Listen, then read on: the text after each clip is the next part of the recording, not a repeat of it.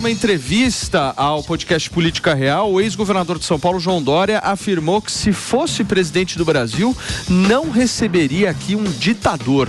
Dória ainda criticou o regime da Nicarágua, reforçando a falta da liberdade de imprensa e o totalitarismo nesses países. Dá uma olhada. Se eu fosse presidente da República, eu não receberia Nicolás Maduro no Brasil. Eu não tenho apreço por ditadores, eu não tenho respeito por ditadores, ainda que eleitos. A história mostra inúmeros regimes ditatoriais onde as eleições foram fraudadas, aconteceram, mas foram fraudadas. O atual presidente da Nicarágua foi eleito, Daniel Ortega. Mas há alguma dúvida de que ele é um ditador? Ele é um ditador. Nicolás Maduro é um ditador. Não quero aqui fazer juízo de valor. Eu tenho apreço pela Venezuela e pelos venezuelanos, mas não tenho apreço por totalitaristas e por aqueles que não admitem a democracia, não prezam a liberdade de imprensa, não prezam a crítica, não prezam o oposto, o contraditório. E Nicolás Maduro representa isso, assim como o presidente Daniel Ortega e outros que se espalham pelo mundo e, disfarçados de democracia, pregam o totalitarismo. Tá aí a fala do ex-governador de São Paulo, João Dória, sobre essa negativa de trazer ao Brasil Nicolás Maduro. É impressionante como o Lula conseguiu unir o Brasil, né? Vocês não acham? Assim, o Lula une o Brasil mesmo, contra ele, certo, o Negão? O que você acha? É uma das coisas que ele falou que ia fazer, né, Paulo? Ele falou que ia unir o Brasil, era um governo de união. Agora tá todo o Brasil unido contra ele. Eu, sinceramente, não acredito em João Dória.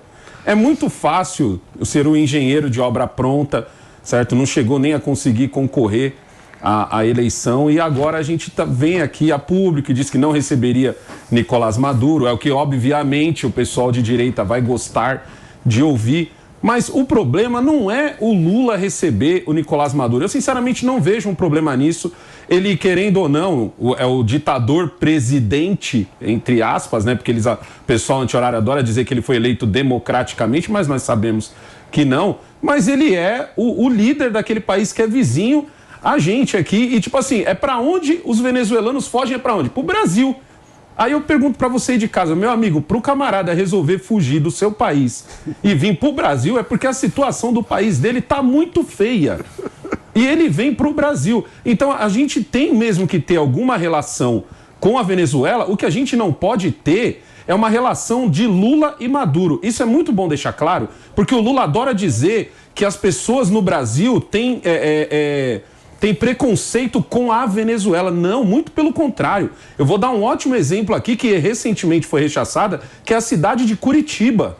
A cidade de Curitiba recentemente foi rechaçada e ela é a cidade que mais recebeu venezuelanos fugindo justamente da fome na Venezuela. Então a gente tem que ajudar esse país. O que a gente não pode fazer é pagar as contas sozinhos desse país, que é o que vai acontecer agora. Isso só que em forma de precisamos de sua energia, né? Em forma de precisamos comprar a sua energia. A gente, para ajudar a Venezuela, tem que o certo que o presidente deveria fazer, já que ele tem uma amizade, por isso que eu disse, não foi a Venezuela que veio ao Brasil, foi o presidente Maduro, o amigão de Luiz Inácio Lula da Silva, então não é Brasil e Venezuela, e sim Lula e Maduro.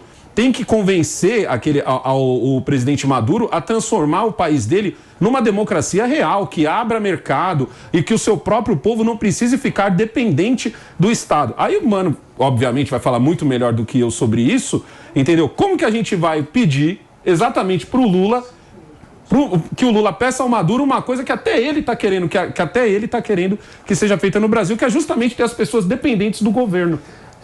É capaz de ele dar uma aula, no caso, com o Maduro, né?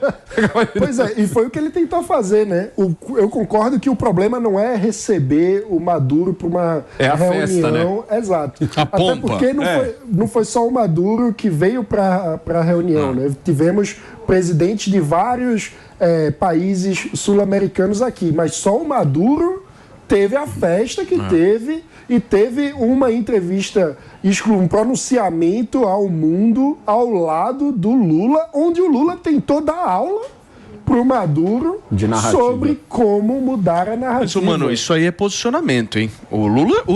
gente, se tem uma coisa que o Lula não é burro. Vocês concordam comigo? Com certeza. Você não pode olhar pro Lula e falar que ele é um cara que só faz coisas absolutamente equivocadas. O cara saiu da cadeia e hoje, de alguma forma, é presidente da República. Ele tem um trajeto, uma trajetória... Ele usou esse exemplo... Isso aí com o Maduro para dizer que ele pode mudar. Isso que ele fez ontem, pelo menos para mim, é, claramente uma estratégia política de posicionamento que ele quer fazer. E um posicionamento que me lembra muito posicionamentos dele da década de 80, da década de 90. Eu acho que ele está posicionamento mais sindical agora mesmo. do que antes. Eu acho que nós estamos vendo o momento mais radical de toda a carreira do Lula. Essa coisa de... Porque, veja... Um agora ou nunca, mano.